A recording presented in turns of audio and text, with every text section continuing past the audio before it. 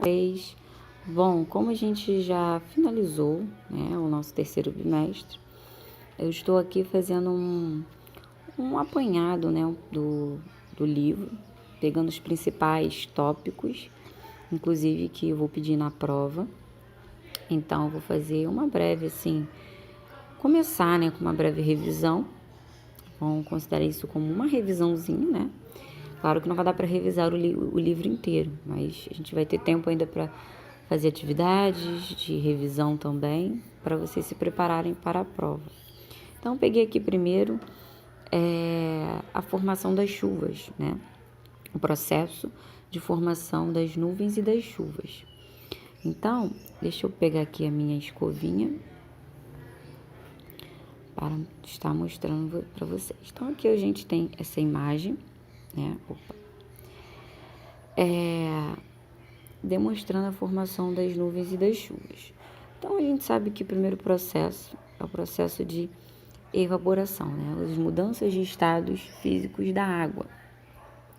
Temos exemplo aqui de um laguinho, mas pode ser os oceanos, rios, né? Até mesmo poças, né? de água. Os próprios vegetais, né? Que transpiram, mas vamos falar aqui da evaporação das águas, dos lagos, dos oceanos. Então, a água, ela vai sendo evaporada pouco a pouco, né? Durante o dia, ocorre, né?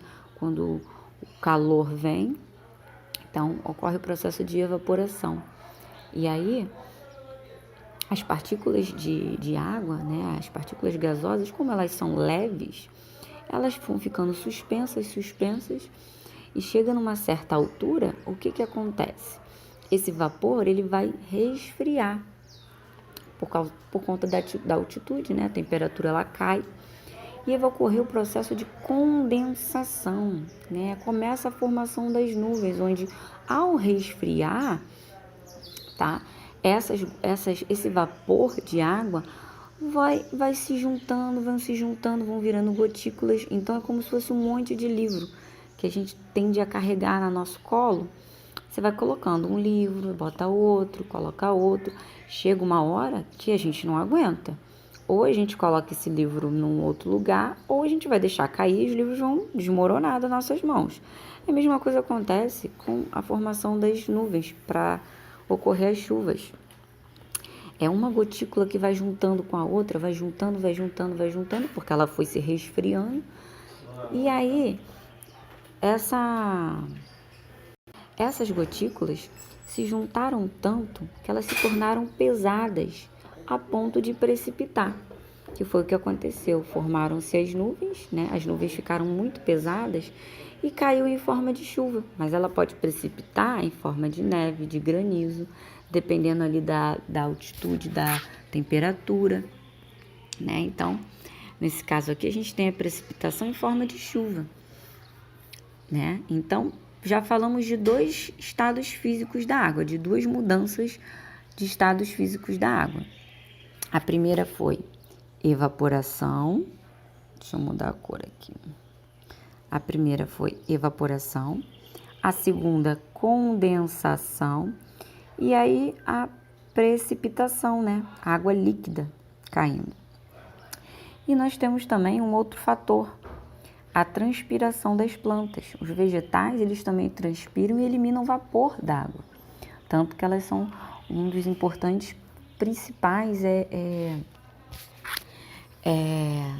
meios no qual ajudam a equilibrar o clima do planeta, né? Porque e ajudar na formação de chuvas, porque elas também transpiram, elas ajudam a manter a umidade do local, né?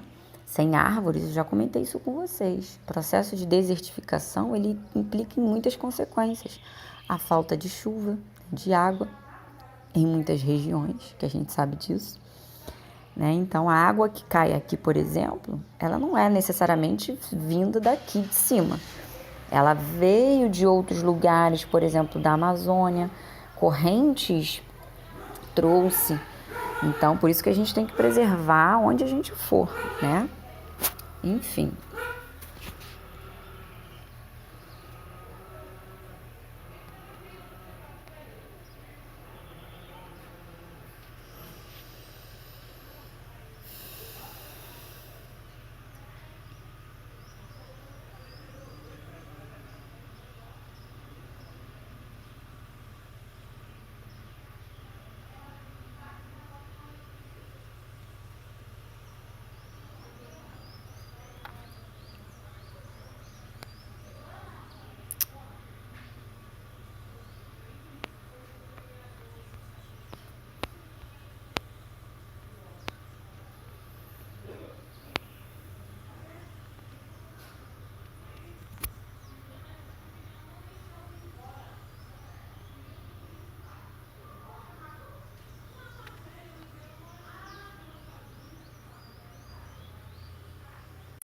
Bom, desculpe, acho que ficou ligado aqui.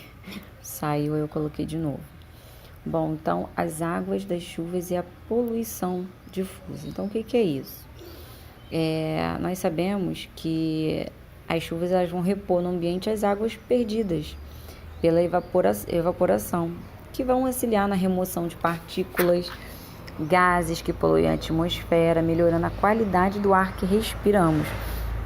Então, a gente sabe que quando chove, pode ver que o céu ele fica mais limpo, ele fica um ar mais puro de se respirar, né? Então, assim, só que assim, as águas das chuvas, né, elas vão escoar esses poluentes para dentro dos rios, levar para os rios, lagos, mares, e leva também para dentro dos ambientes aquáticos, os resíduos que existem lá nos asfaltos, nas calçadas da cidade, partículas de poluição resultante do desgaste dos freios dos carros, né?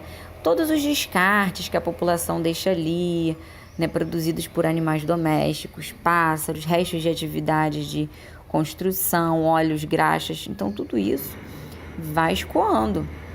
No meio rural, as chuvas vão escoar para o solo em ambientes aquáticos fertilizantes químicos, agrotóxicos e outras substâncias. Então, assim, são substâncias que vão ser diluídas na água que vai facilitar a infiltração no solo e contamina lençóis freáticos, muitas das vezes, rios e lagos. Então, esse tipo de poluição vai envolver muitos tipos de resíduos, tá? E podem ser escoados pelas águas pluviais, que é as águas, né, das chuvas. Então, é chamado de poluição difusa, esse tipo de poluição. Talvez eu não cobre isso tanto na prova, não, tá? O que eu quero que vocês entendam o conceito de poluição, né? O quanto isso implica quando simplesmente a água da chuva cai, né? Quando a gente não trata do resíduo corretamente, quando descarta o resíduo corretamente. Bom, aqui a gente fala um pouquinho do processo de formação do granizo, né? Que é formado de pedras de gelos que formam nuvens e caem, atingindo a superfície do solo. Então, como é que ocorre, né, gente, o granizo? Bom, você já sabe que é uma das formas de precipitação. Temos precipitação de chuva, neve ou granizo. Bom, então assim, quando há casos de temperaturas muito abaixo de zero, as gotas de água da nuvem vão se unir e se congelar rapidamente, tá? Então assim, é de forma muito rápida com a temperatura muito abaixo de zero, formando pequenos aglomerados de gelo e vão atingir determinado peso e se precipitam na forma de chuva de granizo. Então, tem aí um exemplo. Primeiro, aí o vapor de águas são empurrados para regiões mais altas da atmosfera e se condensam. Então, o vento, né, enfim, correntes vão levando para mais alto possível, transformando em gotículas de água que somam entre si e se congelam. Como eu falei para vocês, vai chegar uma hora que esse vapor ele vai se congelar, só que ele vai se condensar, só que vai acabar congelando por conta da temperatura ser muito abaixo de zero, ser frio demais, né? Então, essas gotículas vão somar entre si congelando em baixíssimas temperaturas. E dentro das nuvens circulam aquelas massas de ar com temperaturas abaixo de menos 80 graus. Circulação das massas de ar com baixíssima temperatura. E aí, a gente obtém aí o granizo. É claro que assim, dias muito quentes associados à alta umidade do ar propiciam a formação de nuvens de tempestade, ainda tem isso. Então, as gotículas de água congelam, ficam pesadas e se precipitam na forma de granizo. Então, está aí explicado. E o orvalho é geada, hein? Bom, então, quando ocorre a condensação do vapor muito próximo ao solo, forma-se o orvalho, que são gotas de água do solo nas plantas. Ou seja, próximo no solo. Ao invés de condensar lá em cima, lá no alto, que a gente fala para trazer a chuva, condensa-se no solo e nas folhas. Se a temperatura baixar, pode ocorrer o congelamento do orvalho, formando as geadas. Um fenômeno lindo, né, que prejudica também as plantações.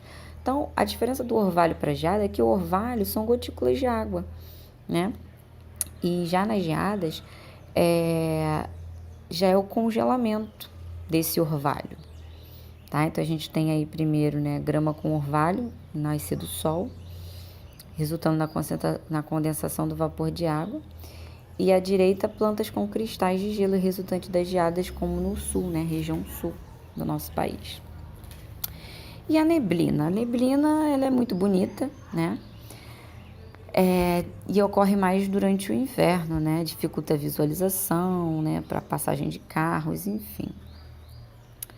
Então, quando a temperatura do ar ela diminui bruscamente na atmosfera devido à passagem de uma massa de ar gelado, o vapor de água presente ali no ar vai se condensar, né? Uma massa de ar muito gelada. E aí forma a neblina, que é semelhante a uma nuvem densa, né? Próxima ao solo. Então, geralmente ocorre em regiões serranas, né?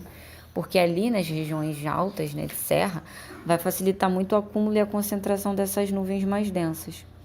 Embora ocorra frequentemente no inverno, tá, gente? A neblina pode formar nas demais estações do ano também. Aí está mostrando direitinho a massa de ar quente que sobe sobre a superfície do solo. Né, o ar aquecido, né, sobe e leva com ele o vapor de água presente no ambiente. E aí o ar aquecido, úmido, se desloca a curtas distâncias. Por isso que fica bem próximo a gente. Então, na atmosfera, uma massa de ar gelado vai se encontrar com a massa de ar quente, umedecendo, né, umedecido pelo vapor de água. E no 3,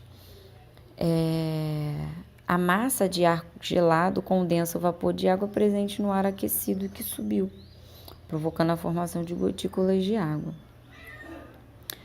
Então, é isso, forma-se um nevoeiro. Geralmente se intensifica na madrugada, tá? A condensação do vapor. E aí fica próximo à superfície do solo.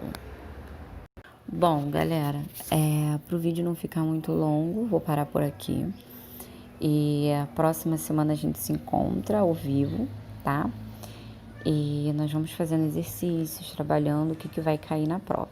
Então, um beijo e fiquem com Deus.